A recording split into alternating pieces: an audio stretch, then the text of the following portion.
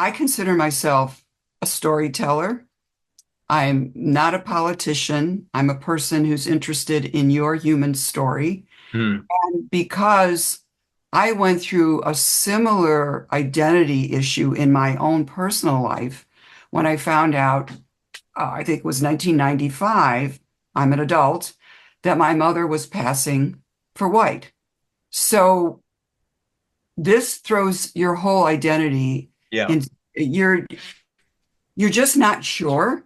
And I've had backlash both to this current book and White Like Her from sure. people who have not experienced this Yeah. and say to me, what's the big deal?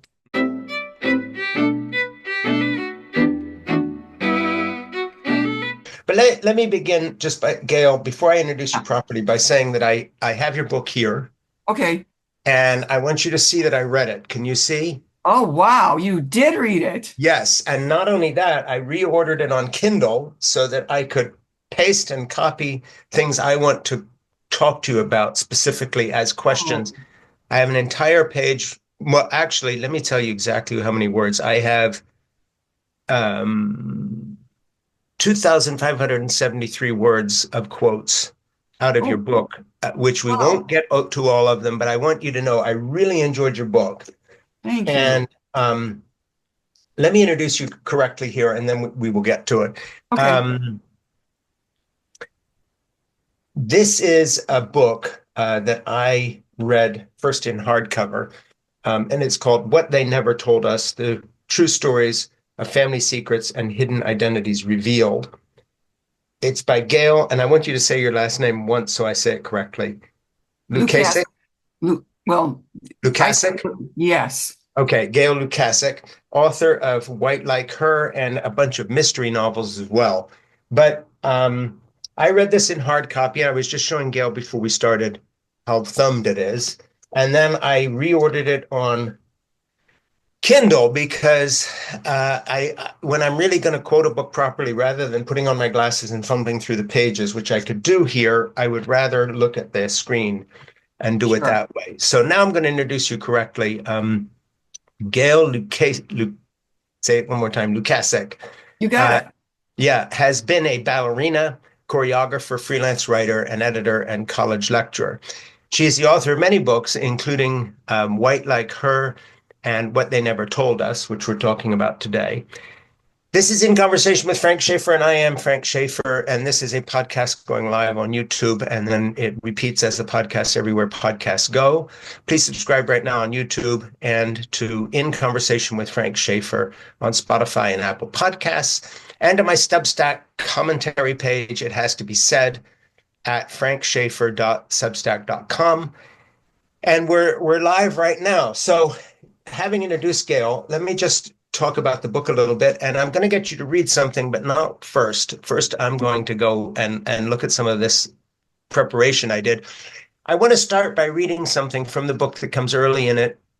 What They Never Told Us tells the stories of ordinary people who made extraordinary life-changing discoveries about their parentage and or race and ethnicity that shattered their identities.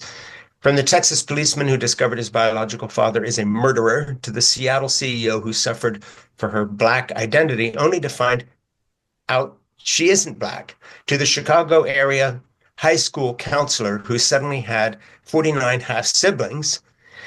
These stories and others in What They Never Told Us sit at the forefront of a changing social landscape we've yet to understand or cope with, challenging our notions of identity, race, ethnicity, and what constitutes a family in the 21st century.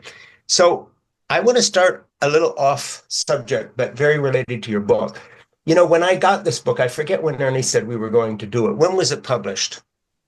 It was published in November of 2024. Yeah. Okay. So it's pretty recent. And um, I didn't know what the book was about. I was intrigued by the title and I was intrigued by the idea of some of the other things you'd written, which I knew about. But what I did not foresee is that your book would be a subject that we talk about on a day when the entire subject of identity is being rolled back and pushed hard on by the Trump administration that is now telling us that that's part of the DEI conspiracy to categorize Americans by ethnic identity, gender, etc. So weirdly, what Gail's done is write a book that sort of lands like a cat among the pigeons because you couldn't possibly have known this when you were writing it, but obviously, just to coin the phrase identity politics, to use the phrase, is a subject of the moment. It's ripped from the headlines. So, on top of your book being fascinating in terms of the human interest, including your own life story, um, I was just struck by that angle. So, before we get into what the book is about, and I'll set it up this way, Gail has not just talked about identity in political terms at all, or even with these tests that people do, you send off in the mail, you find out what your ancestry is. But of course, we live in the day of sperm donors, where there's a whole town that turns out to be populated more or less by one doctor who was donating his own sperm. So all these people suddenly are related, and they're having to do tests now similar to the ones they do in Iceland because people are so genetic connected to make sure they're not dating a half sister or something. So all I can say is between identity politics, between gender having become an issue anyway, between race being an issue, that technology has done something for the first time in history with sperm donors and IVF and all the rest of it. This is what Gail's book is about. It's not just one kind of story. And I don't know if that's a good setup, Gail, but that's the way your book struck me. And the first thing I just want to throw at you is, have you considered, in the context that we're in right now, the stories you're telling in terms of this kind of political seesaw between the left and the right on gender and identity politics, which is not your problem, but it's the context in which your book is being received. I know that's a crazy way to start an interview, but it just seems to me that's where to go right now. Well, I did not consider that. This book was, I started researching it years ago. I wouldn't want to say 3, 4 years ago. So that was not on the radar for me at all. I consider myself a storyteller. I'm not a politician. I'm a person who's interested in your human story. Hmm. And because I went through a similar identity issue in my own personal life when I found out, I think it was 1995, I'm an adult, that my mother was passing for white. So this throws your whole identity Yeah, in, you're just not sure. And I've had backlash both to this current book and White Like Her from sure. people who have not experienced this Yeah. and say to me, what's the big deal? Hmm. Well, I actually recently had a woman write me on Facebook and say to me, you should not be ashamed of being white. Hmm. Hmm. And I thought, she's not understanding what I'm saying. Yeah. I'm not ashamed of being white. Yeah. I'm not ashamed Exactly. of having Black ancestry. I'm not ashamed of anything. I am just telling you who I am. Yeah. And it's up to you to decide how you feel about that. It's not my problem. Yeah, I mean, you kind of address that in the book. You write fairly early in the book, behind these numbers of stories and so forth, is devastating trauma, which tears families apart and often leaves the discoverer or the family secret stranded and isolated. Ancestry recognizing the increasing the ancestry recognizing the increase in unexpected discoveries has a warning in their privacy statement. Ancestry is one of these companies you send off some saliva or whatever it is to be analyzed. You may discover unexpected facts about yourself or your family when using our services. Once discoveries are made, we can't undo them.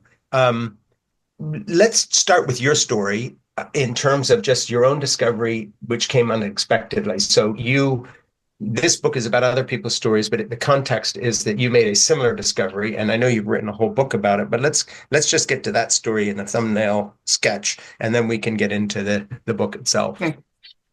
Okay. 1995. I teach on the college level. I was between teaching jobs.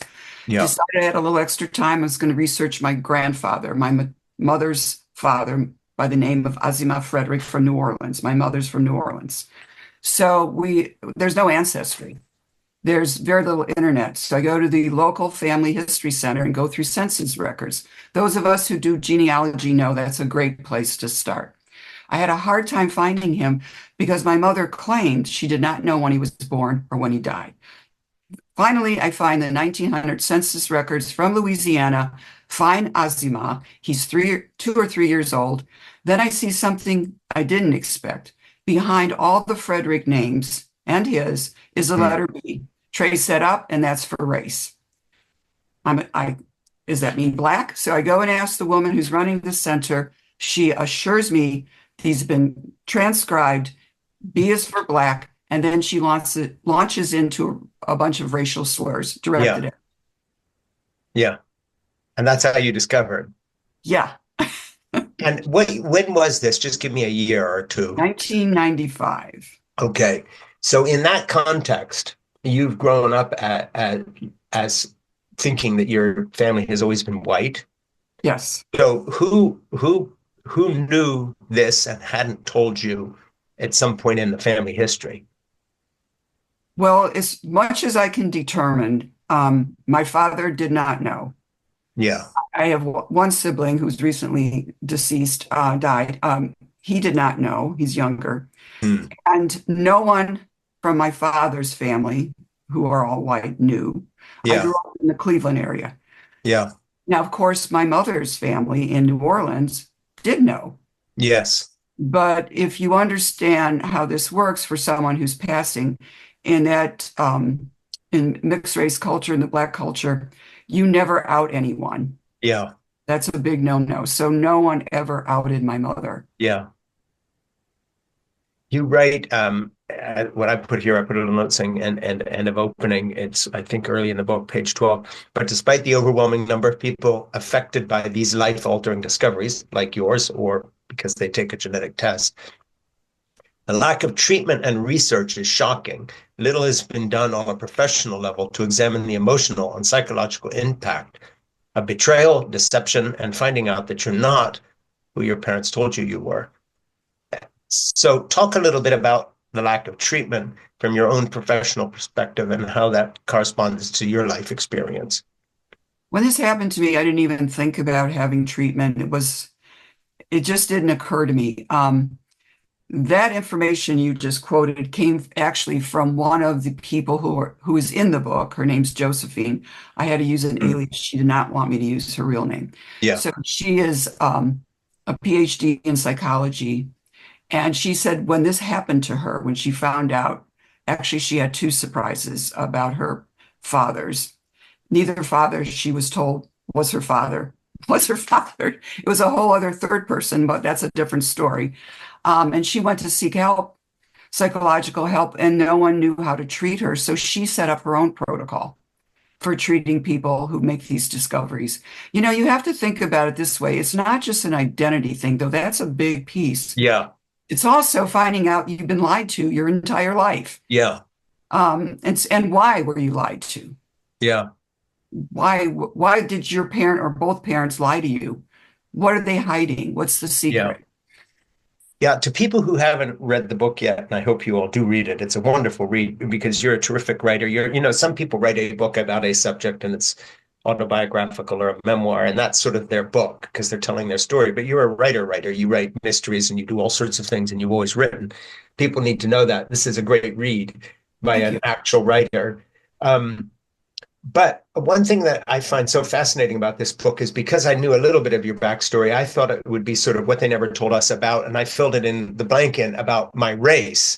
But of course, between sperm donors and all these genetic things people send off by millions to find out who they are, all of a sudden somebody brought up as a Jew discovers they're no, there's no Jewish background in their family.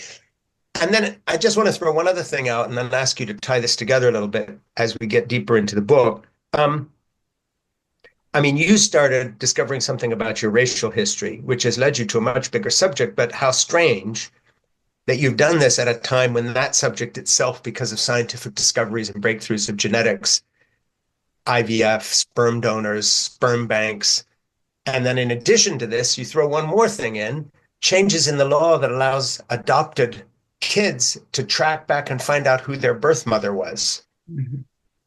That's, one of my high school age grandchildren's best friends is an adopted child who goes to see her birth mother. And this was an adoption that took place 16 years ago or so. And at the time, it would have been anonymous. And since then, she's penetrated that anonymity. And now she has her adoptive parents and a birth mother she sees, and she's juggling all this.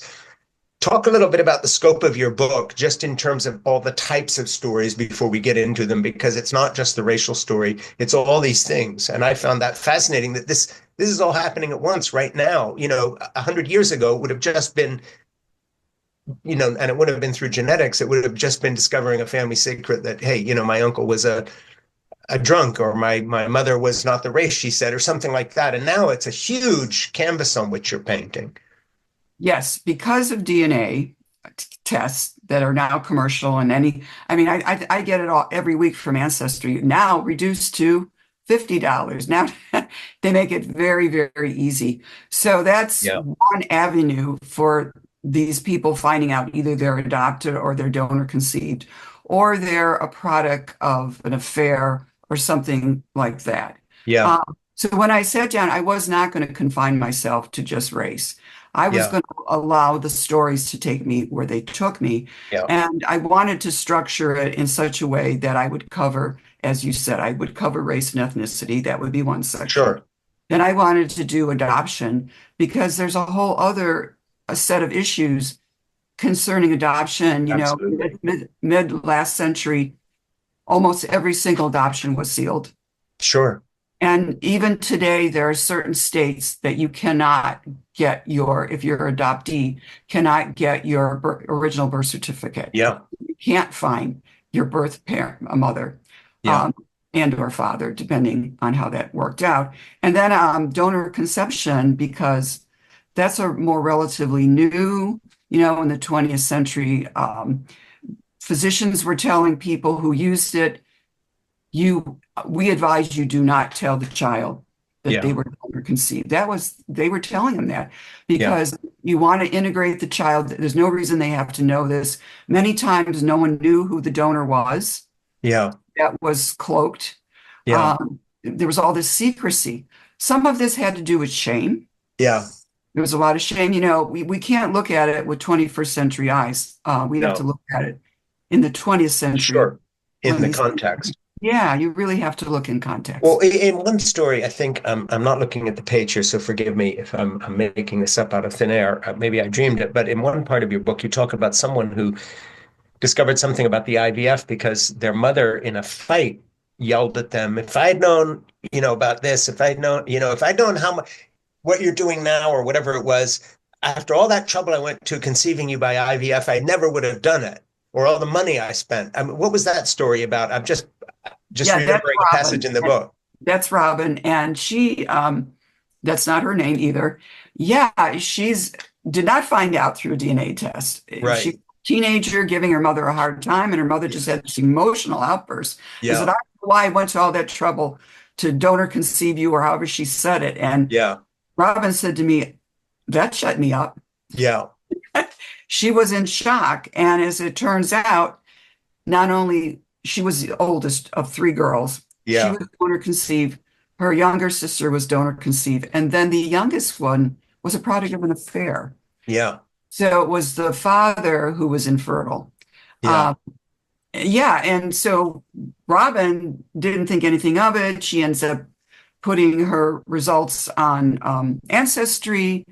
And then the bigger shock comes when she sees, because her and her middle sister wanted to do it together because they Yeah. wanted to see if they had the same donor. Yeah. Turns out they don't. But Yeah. then Robin finds out, oh, wait a minute. Someone contacts her and says, I think I'm your half brother. And then from Yeah. there, Rose. This happened in the Chicago area where I'm Yeah. from.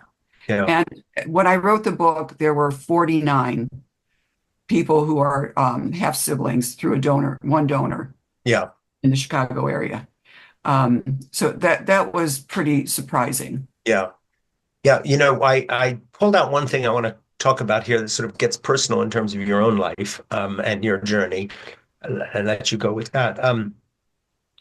Since I'm reading from your book, since the publication of White Like Her and my article in the Washington Post, my personal and professional life have become public, leaving me teetering between vulnerable and delighted.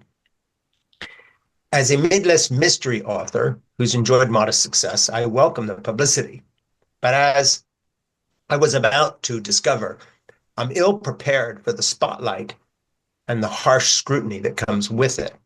And this ties into my question to you earlier, saying the context in which your book is being read now in the second Trump presidency is one where every day we're reading a headline where the portrait of a Black general has just been taken down in the Pentagon.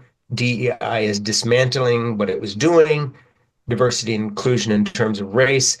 So it seems to me that whatever personal exposure you had before would be more intense now because unwittingly you have stumbled into, through writing this wonderful book of stories about people making these crazy discoveries, sometimes when they're fighting with their mothers, sometimes by genetic testing, whatever it may be. But identity politics is now a very, very hot buzzword on all sides of the political spectrum. And so whatever heat you're getting in terms of your Black ancestry having mother who passed for white or whatever now has a kind of a twist to it. And I'm just wondering, when you talk about that scrutiny, whether that heightened sense of scrutiny, how it has affected you just on a personal level in terms of the result of people reading What They Never Told Us or your previous work on your own biographical journey towards finding out that you have some Black parentage in your ancestry. I haven't felt it yet with the new book, but it's early days. Where it was most intense was White Like Her. And I think because I was very fortunate, I was on Genealogy Roadshow. So I was reaching a national audience. And then after the book White Like Her came out, I was on the Today Show. Hmm. That's where I started to really get a lot of scrutiny. And was that Kelly interviewing you? Yes, it was Megyn Kelly. Yeah, So ironic. yeah, Um, but she was very nice to me. I mean, it was a pleasant, wonderful. sure. Like I say, that it's something, all writers dream of to get that kind of national Yeah, exposure. The thing was, after the show, I think it was about a week later, a woman who identified herself as Black yeah. just skewered me on Amazon. Hmm. And she said, all Black people do not read this book. Yeah, I remember And, reading that. yeah, And and the reason she'd she warned them did, and said, don't read it if you're don't Black. read this book Yeah, because this woman is not properly honoring her Black ancestors. hmm. And I thought to myself, I was very hurt by it because, first of all, she didn't read it. And if she'd read it, she would Yeah, see that I absolutely do honor them. sure, And then I started to think, because up until that point, I had been identifying as a white woman with Black ancestry. sure. And and when I did this early on in St. Louis at a bookstore, I Yeah, had an audience, and a Black woman said, "That's the only way you can identify." yeah, She gave me a message. So I thought, wow, good, I'm doing this right. Then I have this woman skewer me on Amazon, and it's the opposite message. yeah, At that yeah, right. point, I realized no You've matter got it how I coming and going. identify, I'm not going to make someone's going to be unhappy with me no matter how I identify. So Yeah, and maybe you have a I have to passage figure about it that. out. I have Yeah, to figure that out for myself. I can't let other people tell me who I am. yeah, and you talk in the book. You talk about this interview on the Today Show. You say, "How do you identify?" Kelly asks. It's not the first time I've been asked this question, nor will it be the last, but it's the first time I've been asked in front of a national audience. In the 5 months after the book's release, I settled on an answer that I believe reflects my white cultural upbringing and is sensitive to African Americans who've experienced racism, never questioning if my answer really defines me. In my naivete about race and my need to please, I believe no one could be offended by my answer. And so you talk about what you say, and it sort of comes to I'm a white woman with Black heritage. I state confidently. Then hoping to move past this need to racially label, I add, I consider race a social construct. So basically, you've had to sort of try to figure out how to talk about this, but I'm going to jump to something a little deeper than that, and that is, how has your own thinking about how you feel about this changed in writing this book and realizing that actually, I know this is a weird way to put it, but in terms of how you identify, your story is very ordinary now, and it's used to be thought of as racial. But what about the kid who just finds out that the doctor was the sperm donor and he's got 1,000 siblings because of some weird thing, or the girl, my granddaughter's friend, who traces back and now she's got to deal with the fact of who her birth mother is, and she never expected to do this. She was adopted, learned late in her own life that she was adopted, and now finds out she has these mothers. So what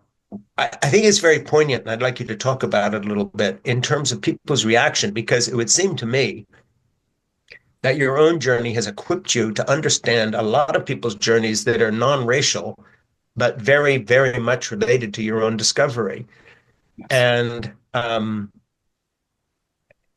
the reason it's common now is not because it was just hidden by people, but because of these scientific breakthroughs. I mean, with all the IVF and sperm donors and all the rest of it, there's a lot of people wandering around who are going to have to find out a lot about their true ancestry now. Yes. Because it gets to the core of self, to who we are, we grow up with one identity. We think that's who we are. That's how we form our relationships. It's how we think about ourselves in the world. And then as an adult to find out that that isn't really who we are in terms of our parentage, our ethnicity, our race, our religion, that there's another piece to us that we haven't integrated. And so you have to make a decision. Well, do I want to integrate it? And what does that say about me? How important is it to me? I mean, I've had people tell me, yeah, I want adoptees tell me who are in the book. I wanted to find out who my biological parents are. Others say, I'm really not that interested. So, yeah, I mean, that's an individual thing. I don't know if I'm answering your question. Yeah, yeah, no, very well. Okay. Yeah.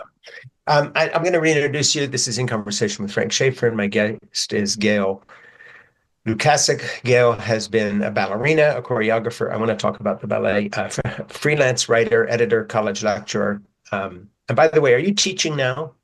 I am not teaching now. And what were you teaching? Well, after I left the university, I taught, last place I taught on the university level was Roosevelt University in Chicago. Yeah, Then I wanted to devote more full time to writing, and then I was teaching individual workshops at different yeah, sites, yeah, um, poetry workshops, mystery writing yeah, workshops. to do with writing.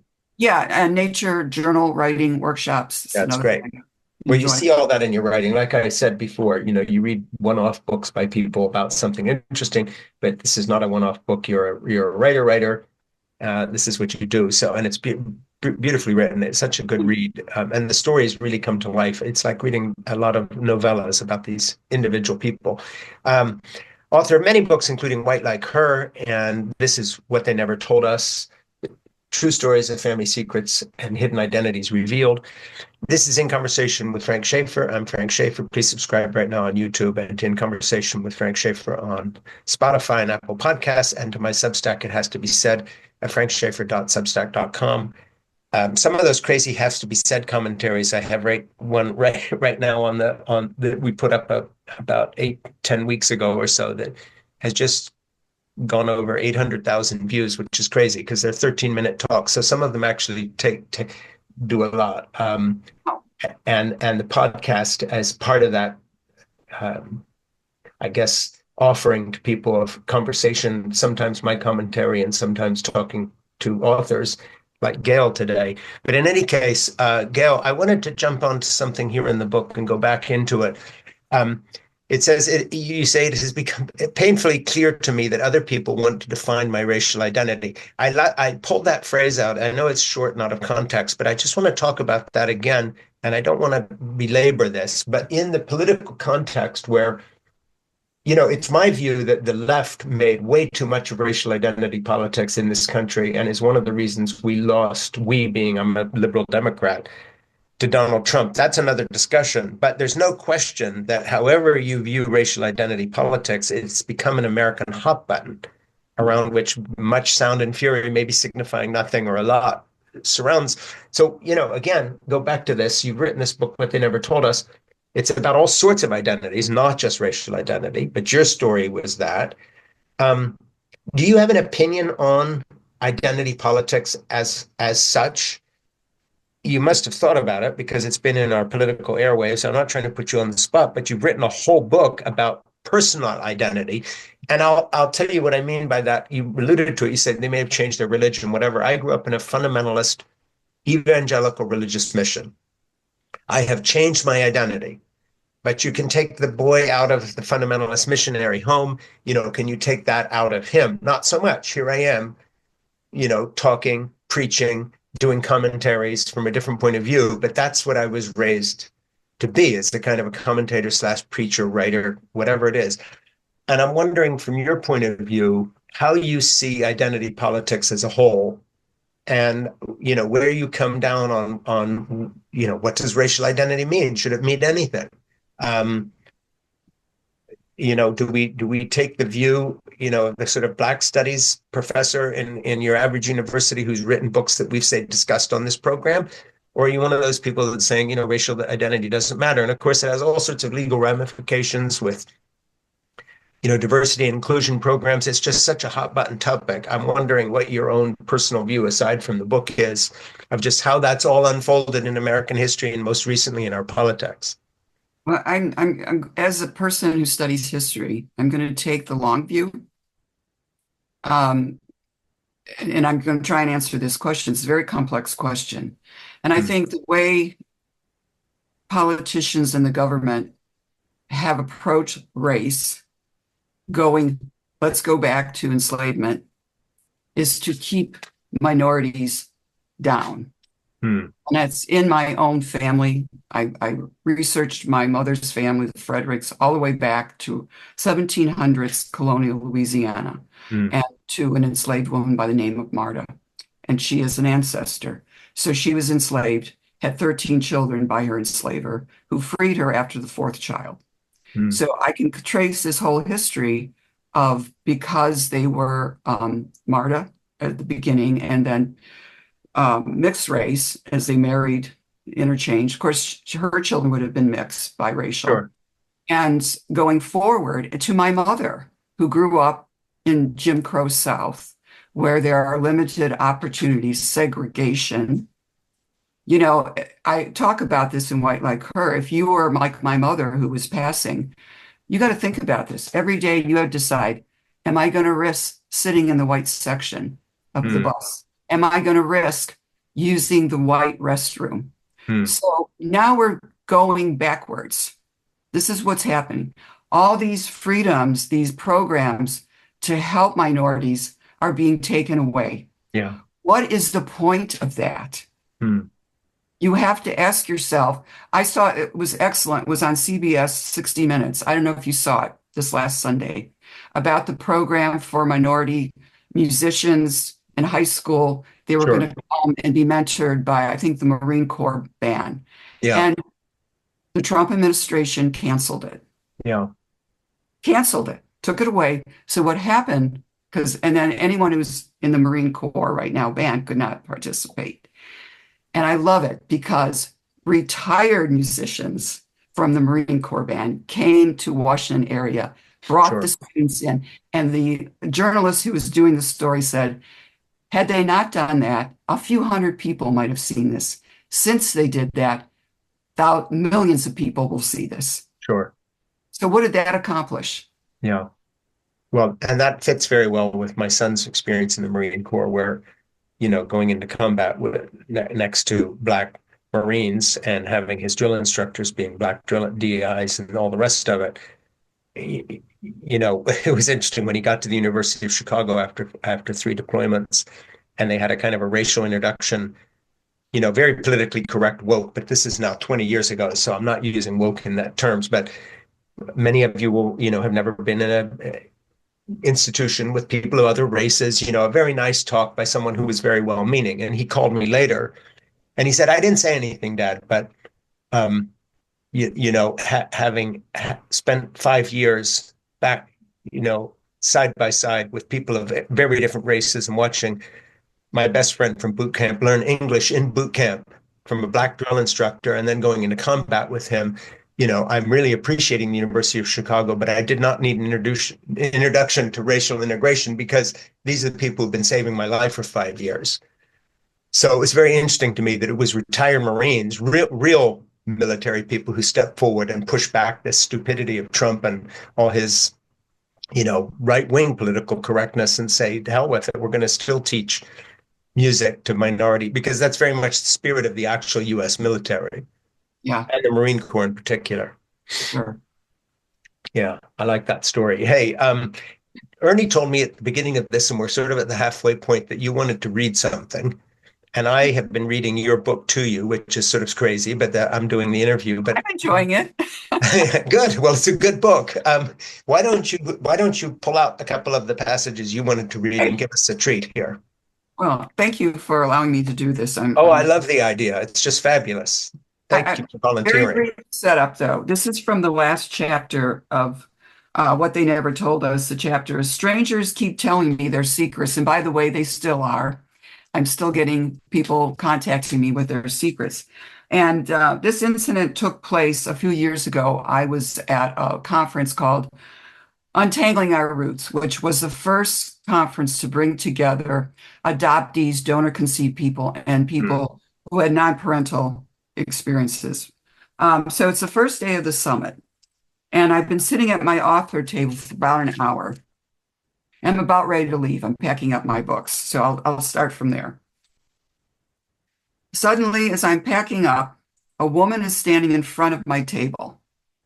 Maybe in her mid-30s, though I'm a terrible judge of age. Brown hair, casually dressed. There's an edge to her. Her lanyard is twisted so I can't see her name or what state she's from. You're the reason I came, she says emphatically. I wasn't going to come, but I saw your name. I drove here from central Illinois. From the intensity of her gaze, the way she leans in, her hand resting on one of my books, I sense she desperately wants to tell me something. I'm both pleased but wary. My mother's story sometimes elicits unexpected emotional reactions from people. The woman's gaze drifts away toward the DNA Angels booth as she gathers her thoughts. I wait. Then she looks at me and begins to tell me her story. 2 weeks ago, I got my DNA results. Shocker. My dad's not my dad. I asked my mom about it. At first, she wouldn't tell me. Then she did. It happened while she was separated from my dad. She had an affair with this guy she knew. She thought she couldn't get pregnant. I guess she was wrong. Hmm. I'm just glad my dad's no longer here. Do you know who your birth father is? I ask. After almost 2 years of interviewing people who've had these parental discoveries, the question comes easily. She scoffs. It's a small town. I know who he is. As soon as I found out, I marched over to his house, knocked on his door, and told him I was his daughter. He told me to leave and not come back. End of story. Her mouth is tight with anger and hurt. I'm sorry, I say. Of all the people's stories of parental discoveries I've listened to, none of them were so recent and so raw. Hmm. Hmm. Look, I'm a businesswoman. I run my own travel agency. People work for me. I can handle this. She pauses. I'm not sure if I'm going to stay. I just wanted to meet you. You might want to stick around and check out some of the panels I offer, believing that the panels might help her. I don't know. Thanks anyway. It's the second day of the summit, late in the afternoon. There's a line of people waiting to buy my book, probably because they attended my author panel. The line starts to dwindle. I look up after signing a copy of my book and see the woman from yesterday. She waits until everyone leaves. I thought I could handle this, Hmm. but I can't. She starts to cry. Hmm. I hold her hand while she cries. There's nothing else I can do except to say, it's good you stayed. That's great. From From my own discovery experience and from listening to others with similar experiences, Mm, I know the difficult journey that lies ahead for her as she begins putting the pieces of her identity back together. As I hand her my card, I tell her to email me via my website if she wants to talk. I never hear from her again. mm, When I think about the stories in this book and the bravery of the people sharing them, I think about what the novelist Sigrid Nunez said at the end of her novel, The Friend. mm, What we miss, what we lost, and what we mourn, isn't this what makes us who, deep down, we truly are? mm, From these splintered pieces of who we once thought we were, we heal and forge our new selves. mm. I'm glad you chose that passage. And it's a good segue to something I wanted to read just to bring up the next subject here. Um, Somebody who you quote, we learned that some of our mothers had seen the same OBGYN and gave birth to us at the same hospital, Robin writes. One of the half siblings who was born in the 1970s and whose mother is still living told her that her father had to sign an agreement that he would never disown or disinherit the child conceived through AID. Her parents were told never to tell anyone about the procedure to protect the donor and their families, end quote. In their excitement about finding each other and learning the identity of their sperm donor, they decided to have a get together over Memorial Day weekend in the Chicago area. And then it goes on. In one horrifying moment, Robin learned not only that the man who raised her wasn't her father, but her biological father was an anonymous sperm donor, a man she most likely would never know.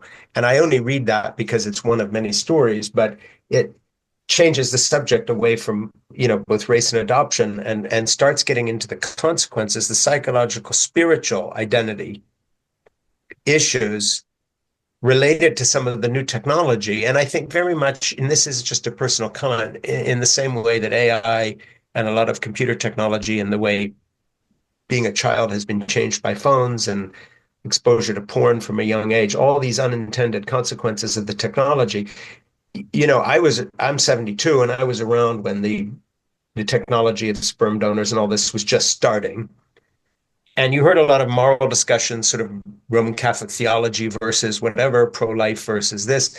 But I don't remember discussions at the beginning of this technology 50, 60 years ago as it developed that really centered on the psychological impact of the people conceived by these methods. And I would like you to talk about that a little bit. I don't have a point of view I'm pushing here. I really want to go for what your wisdom would be on this, because having been in this subject for a while now, you surely have a position on this, but also just a point of view. And it seems to me you talk about the absence of psychological counseling.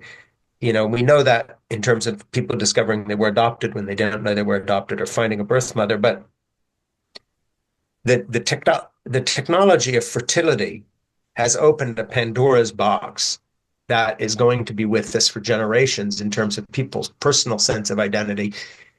For instance, how they form their own relationships when they don't come from a traditional parental relationship, let alone discovering that, someone who you didn't think you even knew is your father. And I'm just wondering, how does all that impact people and how are they dealing with it? Or are people dealing with it well? Is this going to lead to a lot of psychological problems down the road? People unable to put their own relationships together. How's this impacting people?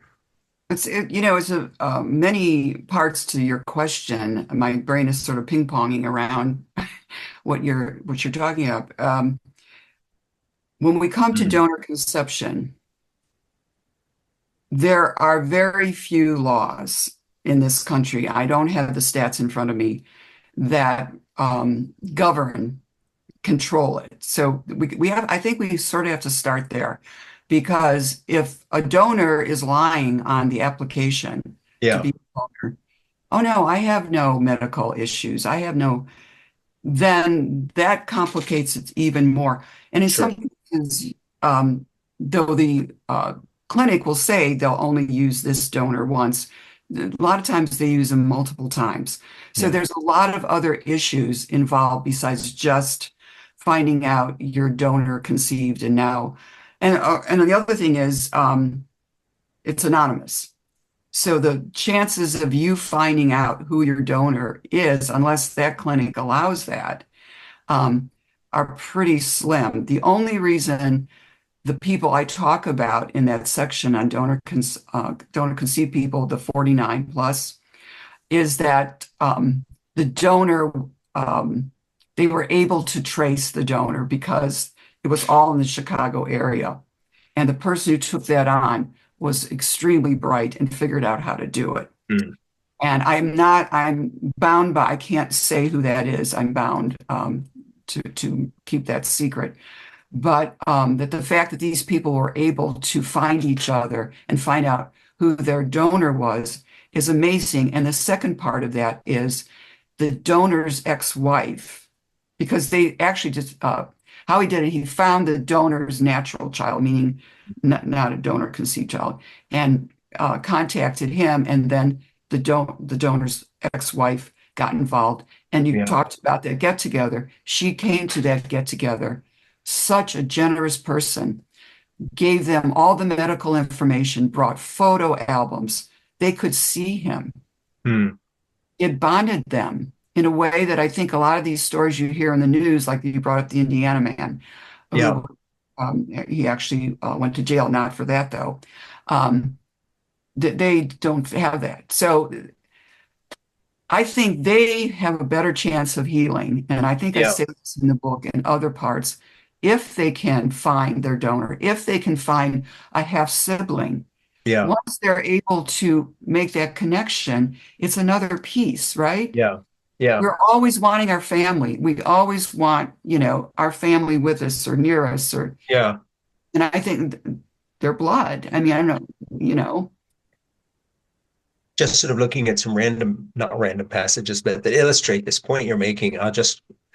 Somebody's talking here. Aunt Sarah, I have some surprising news, she said. I took one of those DNA tests. Guess what? I'm not related to your brother, my uncle. And even more surprising, there's this half sibling group that I think you might be related to. Do you want to get tested? Sarah was in shock. The news seemed incomprehensible. As in so many of these adult discoveries, there was no one in her immediate family to ask. And then here's another one similar, just again, out of context, but gives a flavor of both your book and the stories, about the power of the stories. As a high school psychologist, I realized Tom is still actively processing what he calls a messed up situation. I also realize he's probably skilled at his job that he loves.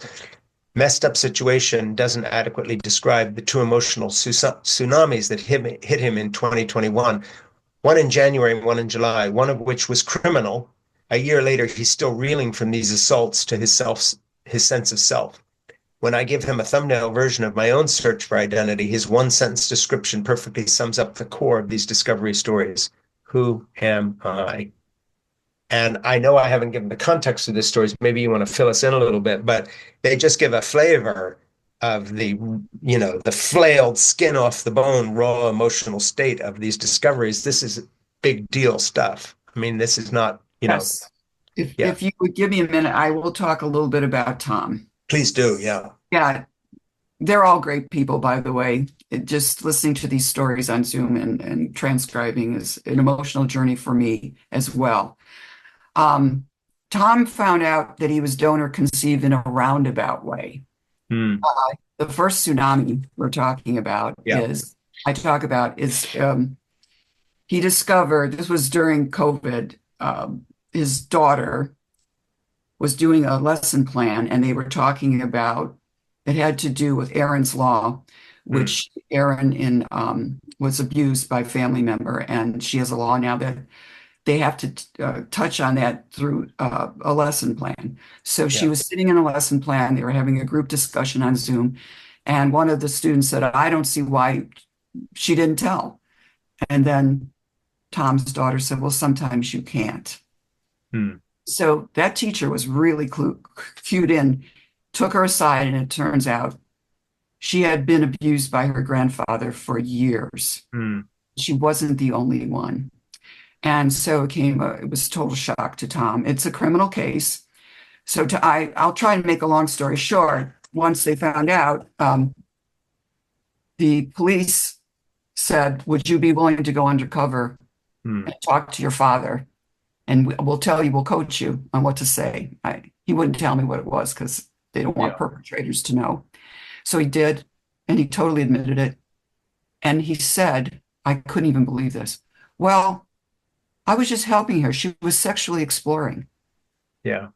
Oh Right. my, what a quote. Anyway, so yeah, he goes to trial, and while he's the wife, his wife takes all the assets, won't get him out, leaves him in jail Yeah.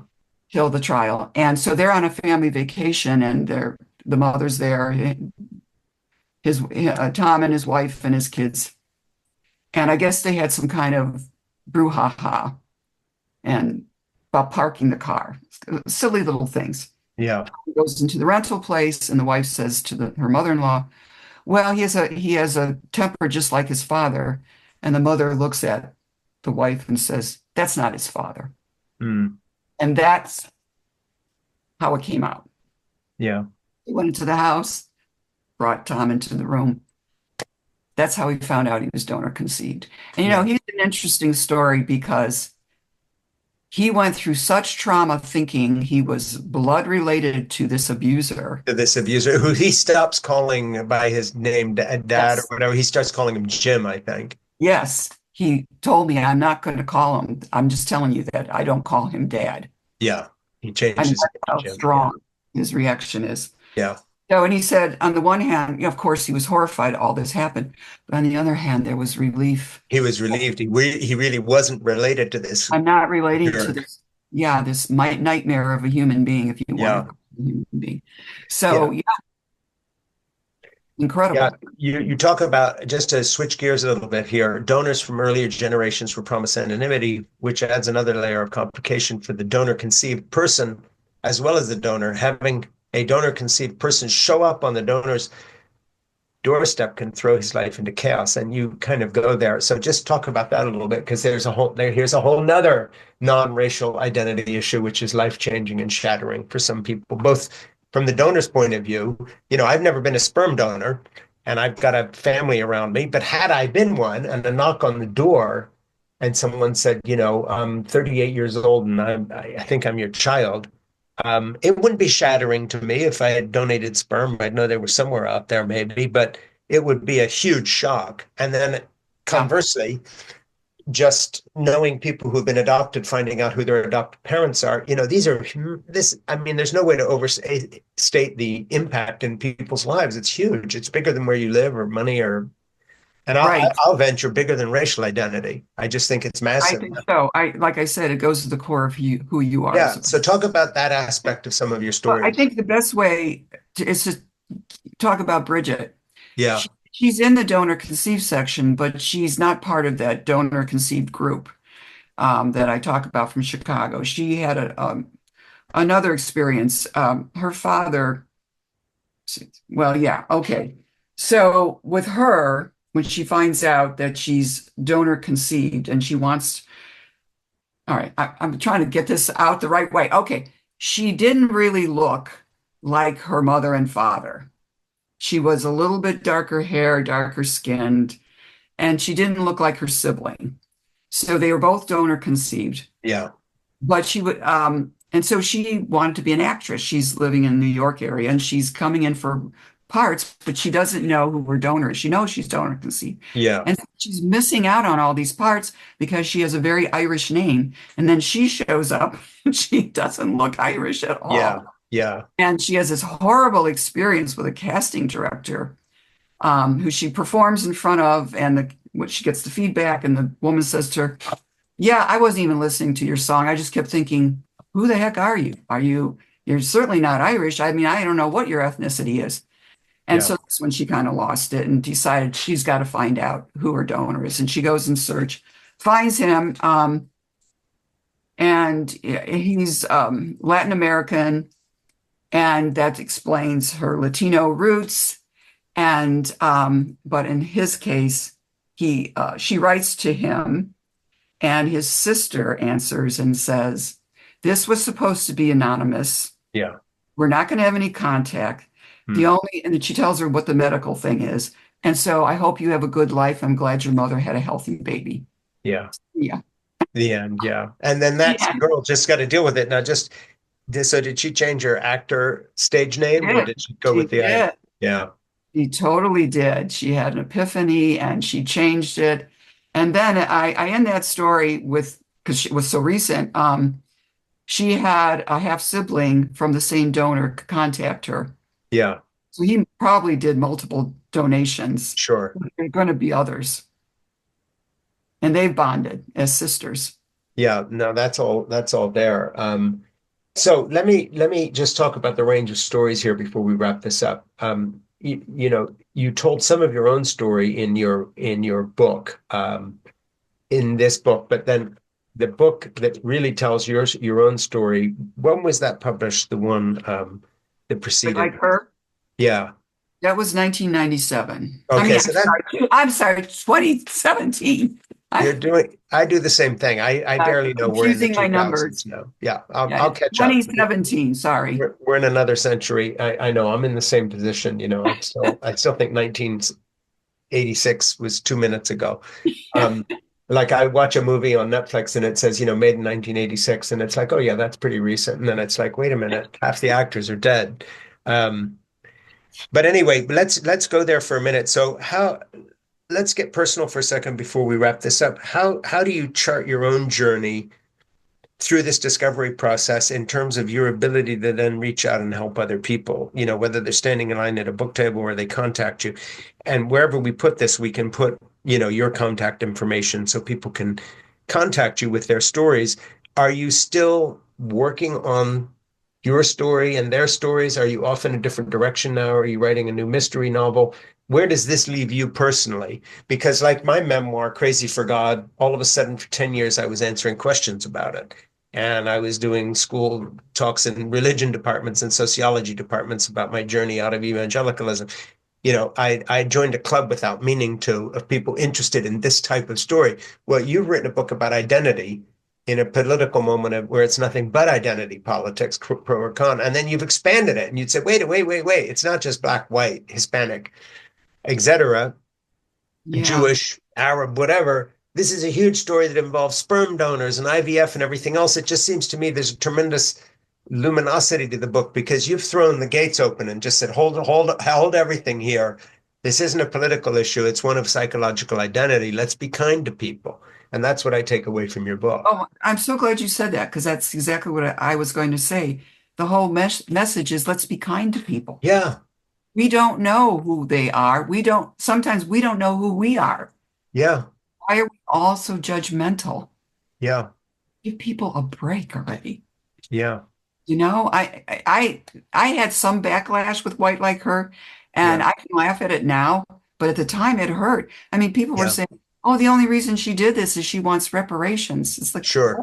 no, it's nothing to do Just with it. nonsense. I'm Yeah, just telling a story of what yeah, happened and looking at racial designations through our American history, yeah. what we've done. Yeah. And ironically, zeroing in on racial designation now, when the whole idea of designation has been thrown wide open by IVF and sperm donors and everything, there is an army of people out there who don't know who they are. And including everybody like me who hasn't done a DNA test. I don't, given what we now know about all these tests, um, it takes a certain kind of hubris to think that you can lord it over other people when it comes to racial identity or anything else. We are all a very mixed race and mixed identity people, aren't we? We are truly. And anyone who's thinking of taking the test, because I'm asked for advice, I always say, just be ready, Yeah. be open to wherever that journey's going to take you. Yeah, well, I love that as a final word. So, Gail, I want to thank you for this book. It's What They Never Told Us, The True Stories of Family Secrets and Hidden Identities Revealed. And we've just brushed the surface. I hope we've done some justice to your theme, though, because it's a big story, but you tell it so well that it's funny. We've talked about the content of the book, but actually the book itself is just a good read, in addition to which it's a wonderful thing. You could read this anywhere, anytime, just like a really terrific novel. But on the other hand, it really makes a point about let's be kind to each other because, you know, push comes to shove. All of us have things that we don't know about our past. And that trail burns out very quickly behind us, and we're kind of stuck with who we are at the moment. But um, you've given a completely new twist to the idea of individual identity. I really appreciate your saying that. I really do. That Yeah. means a lot to me. Well, this has been terrific. Thank you so much. And listen, do me a favor. I'm going to hang up now, as it were, to use the old phone technology terms. Stay on board a little minute and talk to my producer, Ernie Gregg, because he'll be talking to you about ideas for other guests, other stories we want to tell, other things you're doing. Just make sure we get everything right when we post this. Okay, thanks so much. Hey, this has been just terrific. Thank you. Look Thank you. forward to your next book.